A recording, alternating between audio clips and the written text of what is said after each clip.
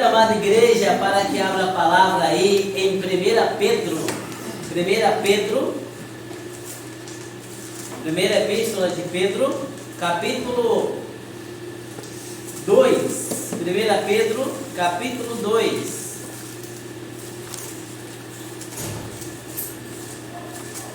Vamos ler do verso 1 ao verso de número 10.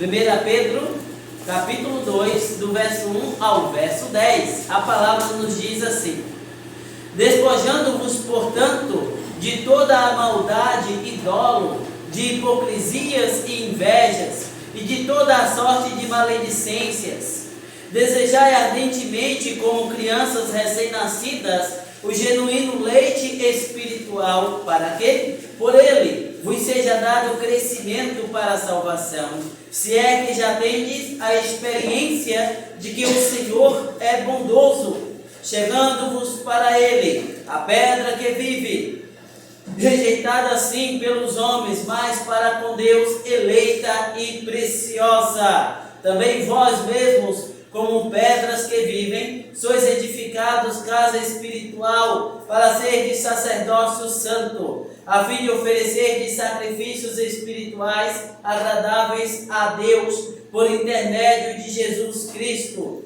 Por isto está na Escritura: eis que ponho em Sião uma pedra angular, eleita e preciosa. A quem nela crer, e quem nela crer, não será de modo algum envergonhado. Para vós outros, portanto, os que credes, é a preciosidade, mas para os descrentes, a pedra que os construtores rejeitaram, esta veio a ser a principal pedra angular, e pedra de tropeço, e rocha de ofensa. São estes os que tropeçam na palavra, sendo desobedientes, para o que também foram postos.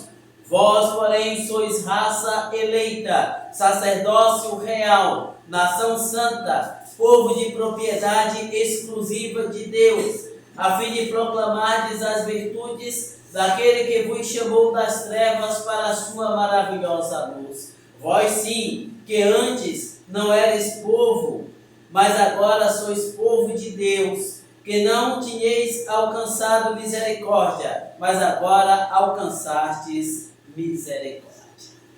Ó Deus, tua palavra foi aberta, e assim como o Senhor já edificou por meio dos louvores, assim a tua igreja clama para que o Senhor fale por meio da tua palavra. Usa o teu servo à frente como instrumento nas tuas mãos, em nome de Jesus. Amém.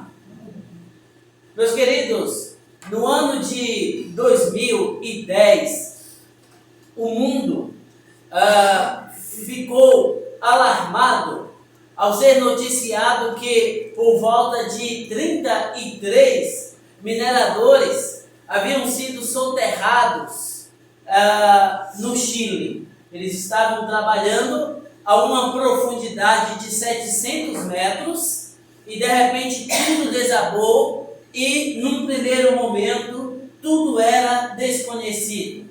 A partir dali montaram uma verdadeira batalha no propósito de pelo menos resgatar os corpos daqueles indivíduos. Alguns até diziam: não tem jeito, é impossível que a coisa não tenha um desfecho desastroso. Pois bem, num primeiro momento, eles conseguiram desenvolver uma sonda, e por meio de cabos eles conseguiram chegar até onde aqueles indivíduos estavam, e para a surpresa de todos, aqueles indivíduos estavam vivos. E aí agora, como fazer? Afinal de contas, são 700 metros. E aí, num primeiro momento, eles conseguiram, de uma forma impressionante, levar o mínimo para a subsistência daqueles indivíduos. E os técnicos continuaram pensando e trabalhando. E todos nós, e o mundo inteiro acompanhando, momento após momento, o que estava acontecendo. E foi um dia, dois, uma semana, duas, e o tempo foi passando. E eles trabalhando no propósito de resgatar aqueles indivíduos.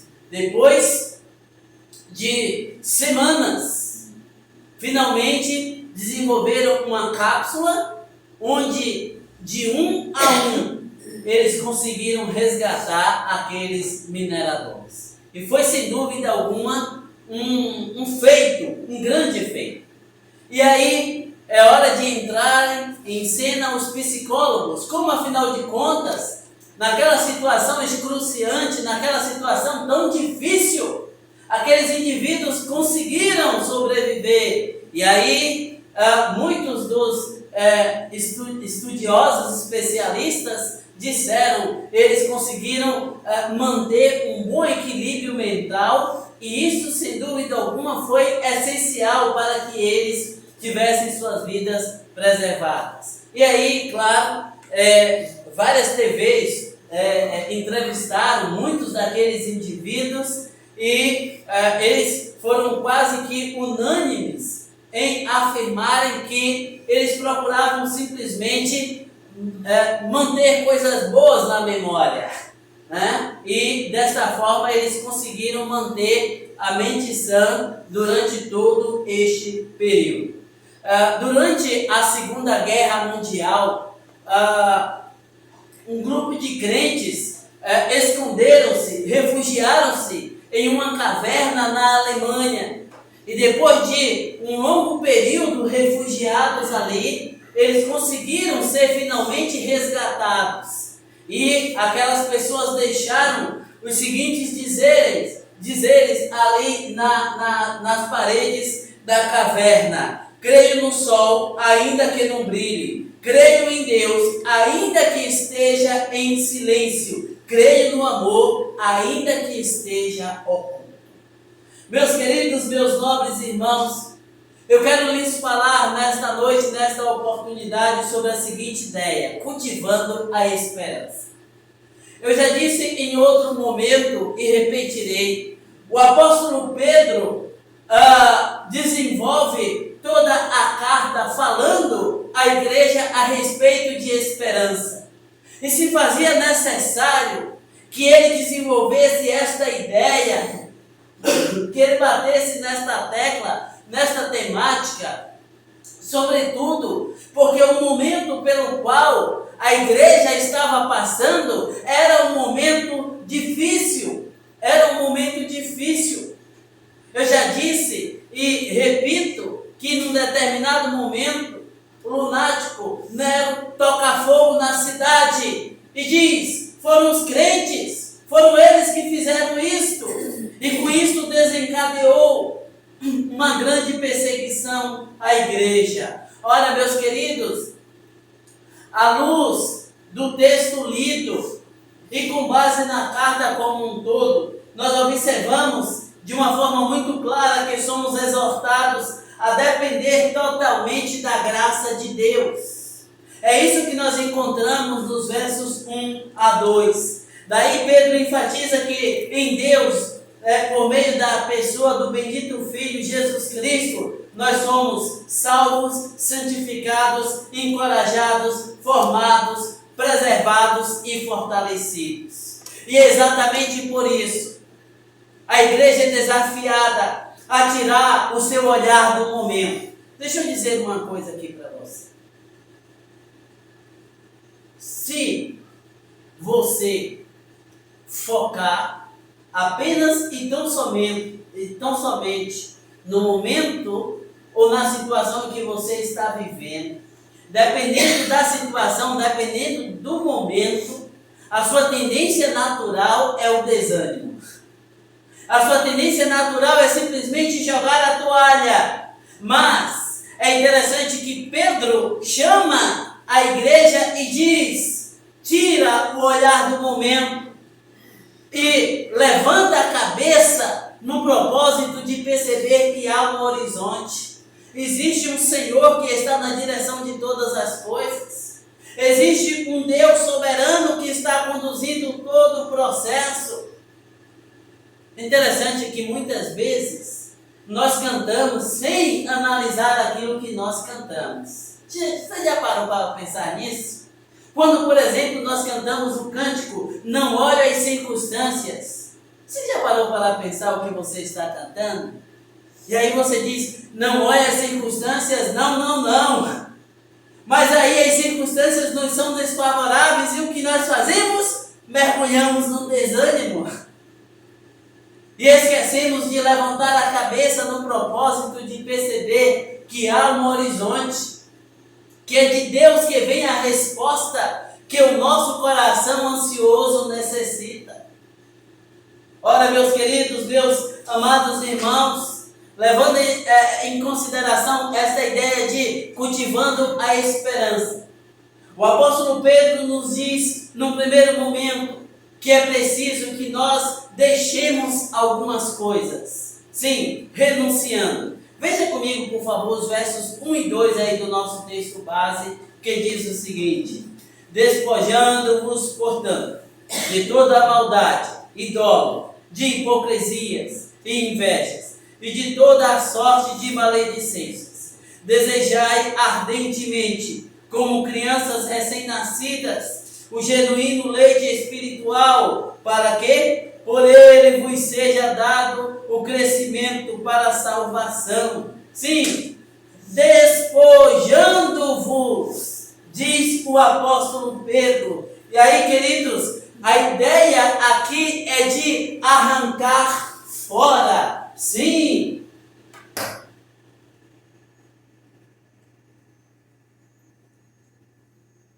A ideia aqui é de arrancar fora. E o que, afinal de contas, você precisa arrancar fora? O que você precisa tirar da sua vida que eventualmente esteja comprometendo a tua vida de comunhão com Deus? Ele diz aqui, tire o pecado do caminho. Tire, aí o autor aos Hebreus chama isso de embaraço. Sim, tire o pecado do caminho, abandone os maus hábitos. E aí nós precisamos sempre levar em consideração, queridos, que a palavra, ela sempre nos chama, sempre nos desafia a renúncias. E aí não é possível você permanecer ou manter algumas coisas em sua vida e ainda assim conseguir avançar ou dar a volta por cima. E aí Pedro faz questão de listar item por item que deve ser lançado fora da nossa vida. Ele diz que o engano não pode fazer parte da nossa vida, que a hipocrisia, a inveja, que a difamação, que as tendências mundanas, aquilo que é natural para o mundo caído, não pode ser natural na vida daqueles que almejam o agir providencial de Deus. Sim, meus queridos, esta é uma ação voluntária que procede de pessoas regeneradas. Aqueles que uma vez foram regenerados, aqueles que uma vez foram tornados novas criaturas em Cristo Jesus, precisam ter a força, precisam ter as condições necessárias para lançar fora algumas inclinações. Abra comigo em Efésios capítulo 4, Efésios 4, verso 22 e verso 25. Efésios 4, observe. Efésios 4, verso 22 e também o verso de número 25, que diz o seguinte: no sentido de que, quanto ao trato passado, vos despojeis do velho homem, que se corrompe segundo as concupiscências do engano. Verso 25, por isso, deixando a mentira, fale cada um a verdade com o seu próximo, porque somos membros uns dos outros. Olha que coisa interessante. Então, de repente, você está em um meio onde a mentira é algo natural, onde a difamação é algo natural, onde o desrespeito em relação ao seu semelhante é algo natural. No entanto, você diz: eu preciso manter uma postura diferente. Sobretudo porque eu sou alguém regenerado. Sobretudo porque eu sou alguém que foi transformado pelo poder de Deus e que está sendo edificado na casa espiritual, chamada igreja. Meus queridos, meus nobres irmãos, alguém regenerado tem um desejo ardente por viver a palavra. Por viver a palavra.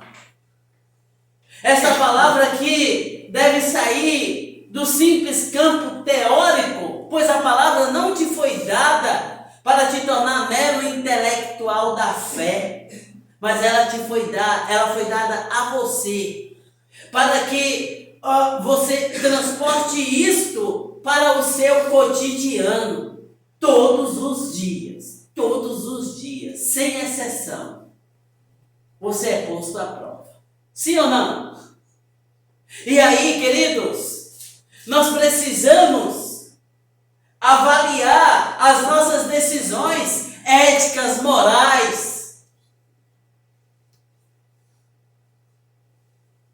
que servirá para balizar a nossa vida com Deus e com o nosso semelhante. E qual será o critério? O seu coração? Não, porque ele é seletivo e tendencioso. Portanto, o critério deve ser a palavra. O que a palavra me instrui a este respeito? O que a palavra me diz a respeito da mentira? O que a palavra me diz a respeito da forma como eu devo tratar o meu semelhante?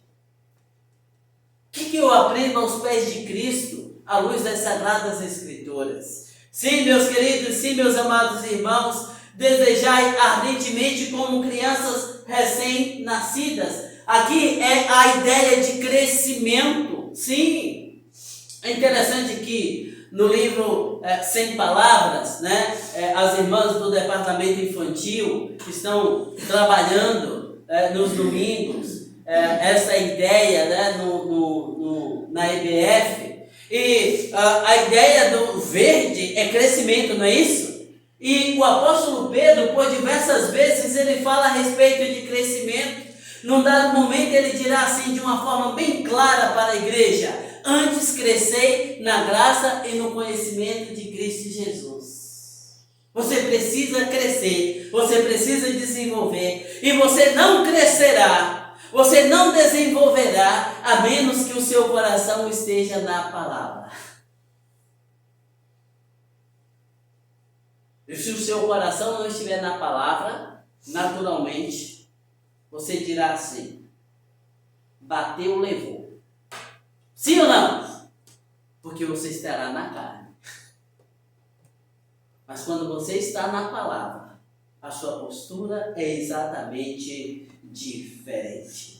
Pedro está referindo-se a toda a palavra de Deus como um leite puro, não adulterado, que nos provê de tudo o que necessitamos para o nosso crescimento espiritual. Sim, meus queridos, a Bíblia é o guia moral e doutrinário suficiente que deve nortear a nossa adoração a Deus. Então ela serve não só ao propósito de nos doutrinar,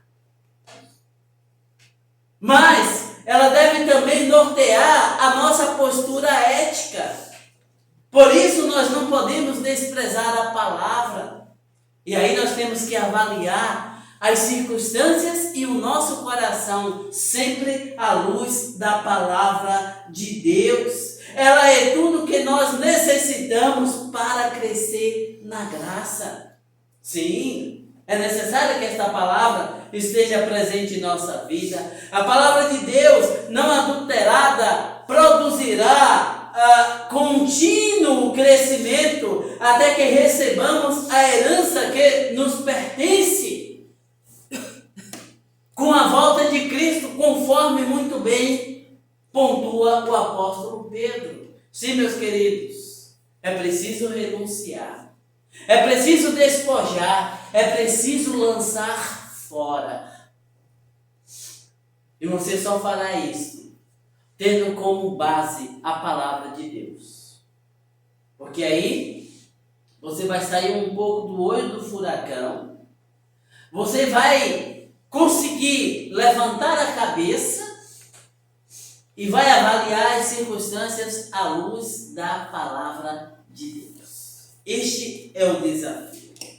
Depois, somos instigados a cultivar a esperança, reafirmando. Verso de número 3 diz assim, verso 3.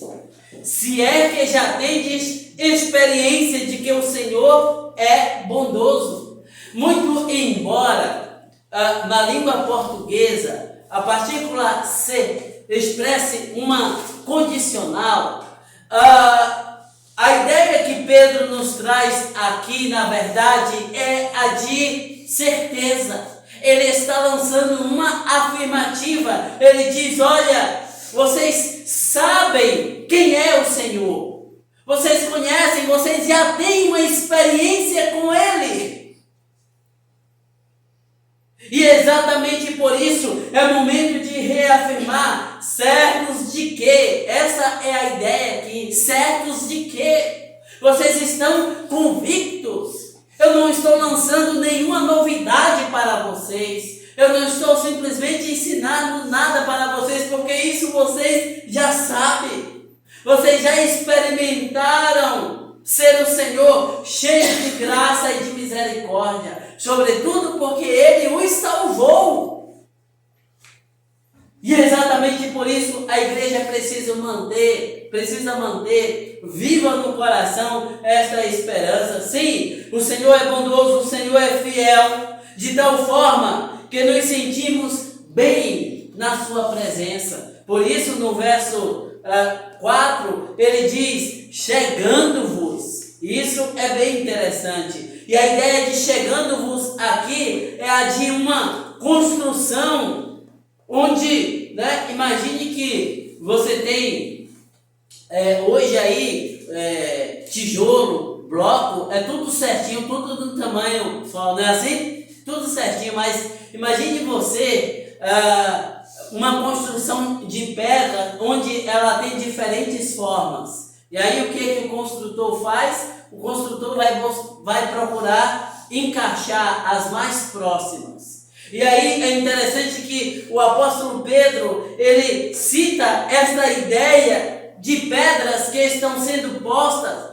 umas sobre as outras, no propósito de concluir a edificação. E quem é essa edificação, afinal de contas? Essa edificação é Cristo Jesus.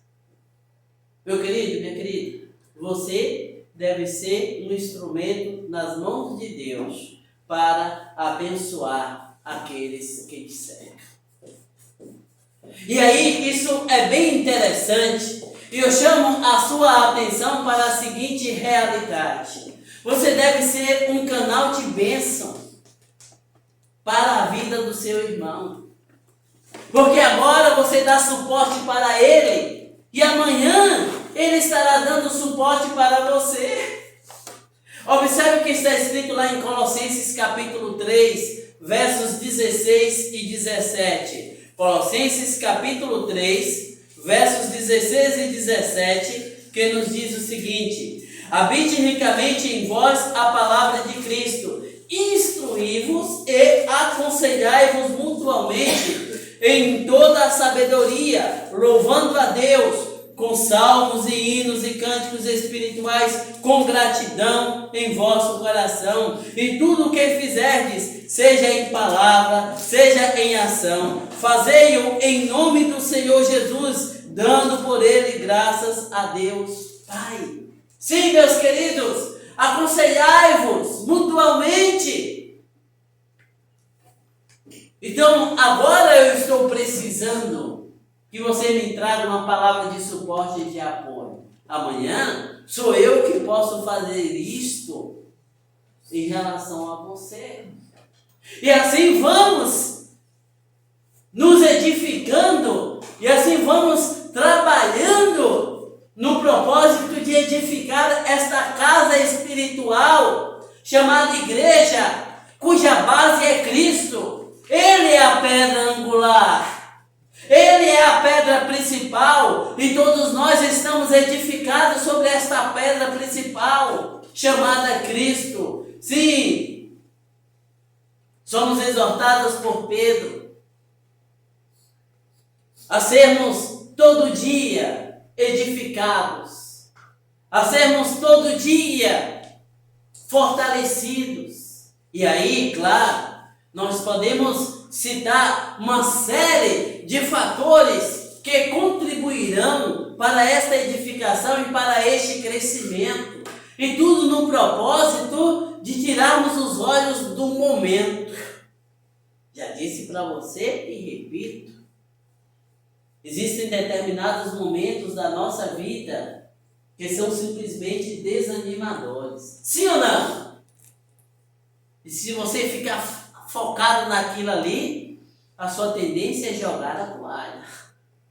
Por isso, sabendo Pedro desta realidade, ele vai lançar alguns elementos que devem ser preservados pela igreja, pelos crentes, para que eles mantenham o foco, para que eles permaneçam firmes, apesar das circunstâncias, apesar dos momentos desfavoráveis. Sim? Cultivando a esperança, edificando.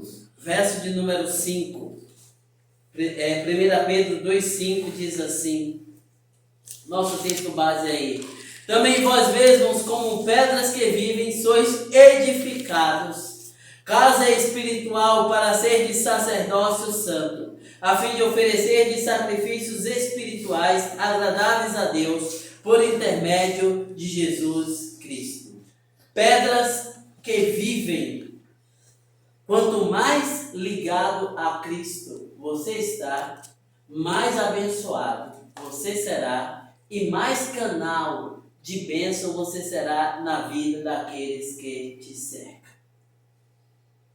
O grande desafio consiste justamente para que as pessoas no nosso entorno vejam Cristo em nós. Eu devo dizer para você que esta não é uma tarefa fácil. Eu poderia dizer para você que este é simplesmente um exercício fácil que você faz na medida em que você lê a Bíblia e ora. Mas, não, essa não é uma tarefa fácil. Entretanto, ela é necessária. Ela é necessária. E aí Pedro diz que existe um só Senhor, um só Salvador, a saber, Cristo, que é esse edifício espiritual, que é sobre quem a igreja, o edifício está edificado, lá em Efésios capítulo 2, verso 20. Efésios 2, 20, nos diz o seguinte, Efésios 2, 20, edificados sobre o fundamento dos apóstolos e profetas, sendo ele mesmo, Cristo Jesus, a pedra angular. Ora, não está aqui a mesma ideia proferida por Pedro? Sim. E esta mesma ideia proferida por Pedro é repetida aqui pelo apóstolo Paulo. Cristo é a pedra principal e nós somos as várias pedrinhas que juntas contribuímos para a edificação do edifício conhecido como igreja. Ora, meus queridos, meus amados irmãos, Pedro dá uma descrição completa de Cristo, a pedra. Ele é uma pedra viva, pois foi ressurreto dentre os mortos e vive. É a pedra eleita e preciosa. E aí é interessante porque Pedro dirá o seguinte: vocês sabem, ele diz o seguinte para a igreja: vocês sabem por que vocês estão sendo perseguidos? Vocês sabem por que vocês estão passando por estes momentos difíceis e excruciantes? Consiste justamente Porque os homens, a saber, os pecadores, rejeitaram a pedra principal. Mas quer saber? Os homens rejeitaram, mas o Pai considerou esta pedra como sendo de grande valor. E assim como o Pai considerou esta pedra como sendo de grande valor, vocês também precisam considerar esta pedra como sendo de grande valor. A saber, Cristo é essencial para a igreja. É nele que estamos firmados. Tire a cruz e eu lhe pergunto, o que resta do cristianismo? Tire o sangue de Cristo.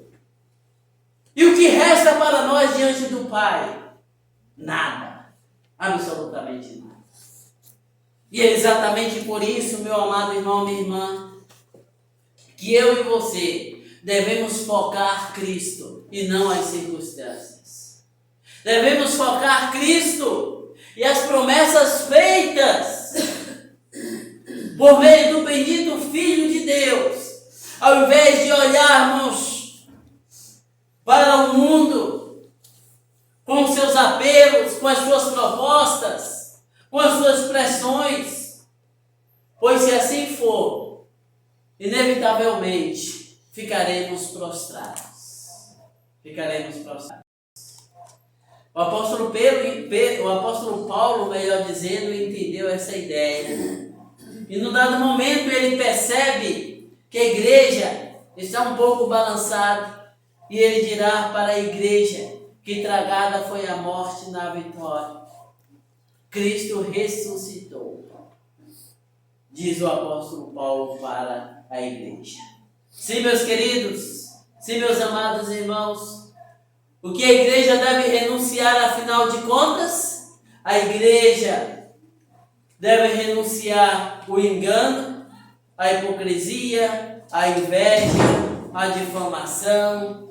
Isso é interessante, porque se você abrir mão de tudo isso, o mundo dirá: venha, você é dos nossos. Mas se você resistir firme, assim como rejeitaram a pedra angular, você está de igual forma sujeito a ser rejeitado.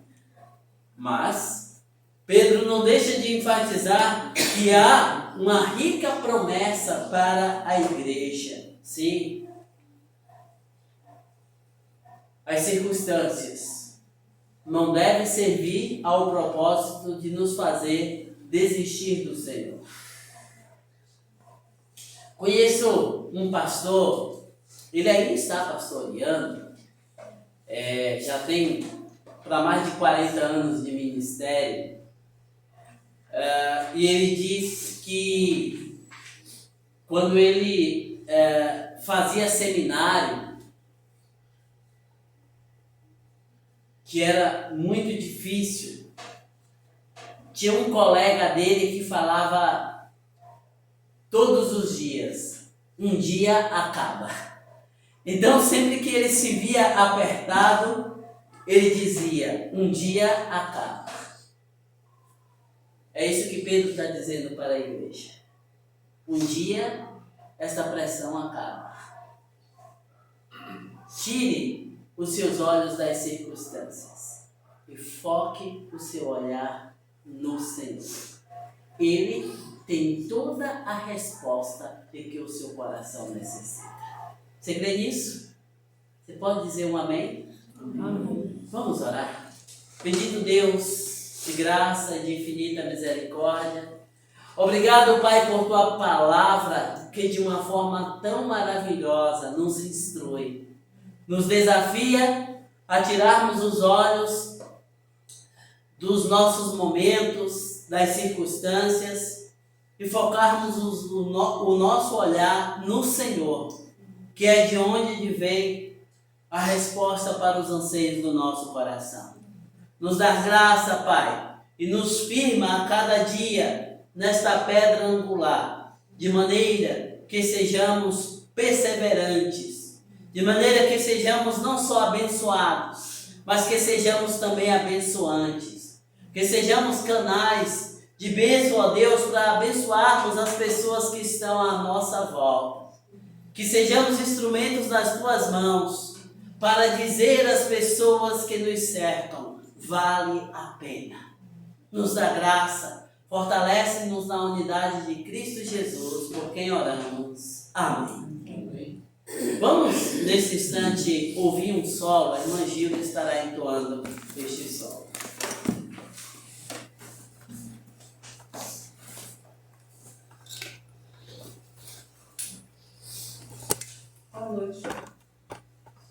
Boa noite, irmãos. Vou estar louvando, com a música Rocha Fiel.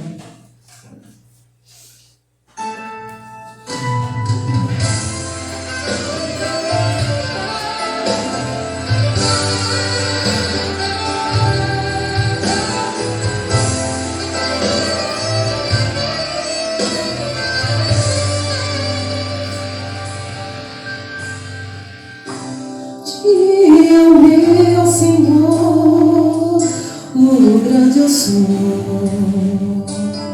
rocha firme na palavra, seguro sempre estou.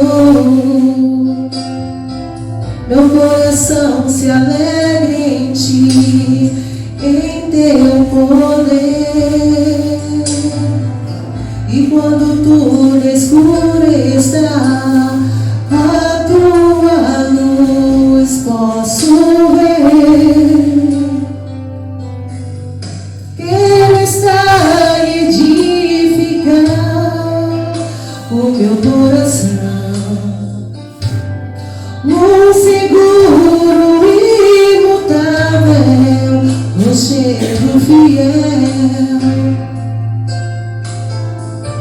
fortaleza da minha vida, consolo em minha fé, onde sempre buscarei e encontrarei o melhor. Posso confiar na rocha estarei, em ti quero habitar. Ajuda-me, Senhor, em lutas e problemas. A rocha vai jorrar em vales e desertos. Cristo sempre está. Vencerei, vencerás, venceremos em Cristo Jesus.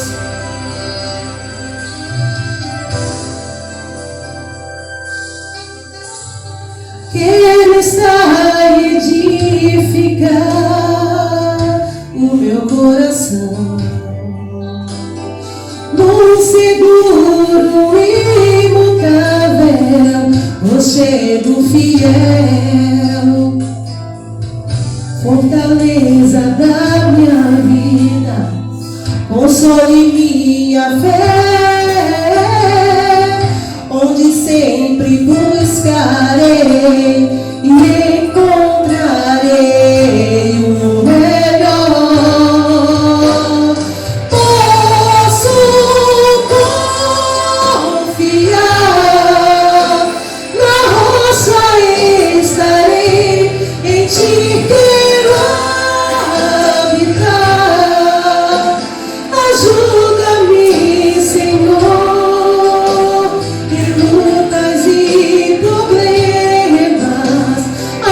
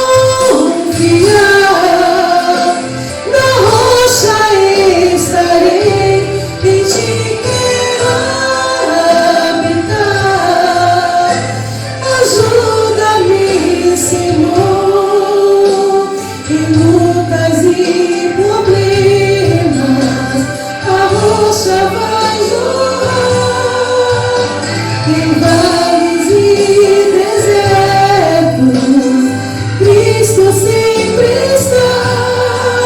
Vencereis, vencerás, venceremos em Cristo. Vencereis, vencerás, venceremos em Cristo. Venceremos.